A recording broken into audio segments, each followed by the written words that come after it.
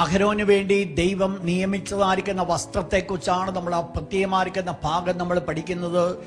ദൈവം അവക്ക് കൊടുത്തതായിരിക്കുന്ന ഔദ്യോഗിക വസ്ത്രം നമ്മൾ ചിന്തിപ്പിക്കുവാൻ ആഗ്രഹിക്കുന്നത് അതിൽ രണ്ട് കാര്യങ്ങളെയാണ് അവിടെ കാണുന്നത്. ഒന്ന്, ഒരു നീളക്കുപ്പായം, രണ്ട്, ഒരു നടുക്കെട്ട്.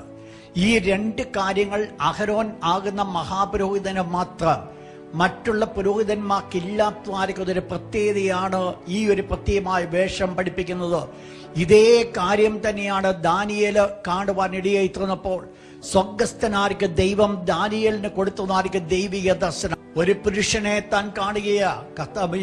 അവിടെ ദാനിയേൽ പ്രവാചകൻ കാണുന്നത് വെളിപ്പാട് പുസ്തകത്തിൽ കാണുന്ന അതേ ദർശനത്തിൽ കർത്താവായ യേശുവിനെയാണ് അവിടെ കാണുവാൻ സാധിക്കുന്നത്. അങ്ങനെയെങ്കിൽ ആദ്യമായിട്ട് ഞാൻ വെളിപ്പെടുത്തുവാൻ ആഗ്രഹിക്കുന്നത് കർത്താവായ യേശുവിന്റെ മിനിസ്ട്രി എന്താണെന്ന് ചിന്തിക്കുമ്പോൾ ദ ഹൈ പ്രീസ്റ്റ്ഹുഡ്, പൗരോഹിത്യ ശുശ്രൂഷയാണ് കർത്താവായ യേശു ഇന്ന് വഹിച്ചുകൊണ്ടേയിരിക്കുന്നത്. കർത്താവായ യേശു ക്രിസ്തുവിനെ കുറിച്ച് പറയുന്നു, യേശു ആകാശത്തിൽ കൂടെ കടന്നുപോയ ശ്രേഷ്ഠ മഹാപുരോഹിതൻ.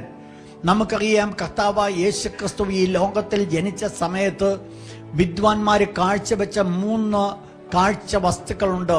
ഒന്ന്, നിങ്ങൾക്കറിയാം, സ്വർണം, പൊന്ന്, മൂര്, കുന്തിരുക്കം.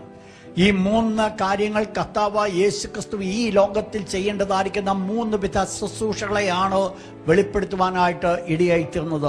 കുന്തിരുക്കം വെളിപ്പെടുത്തുന്നത്, കുന്തിരുക്കം പ്രധാനമായിട്ട് പുരോഹിതന്മാർ യൂസ് ചെയ്യുന്നു.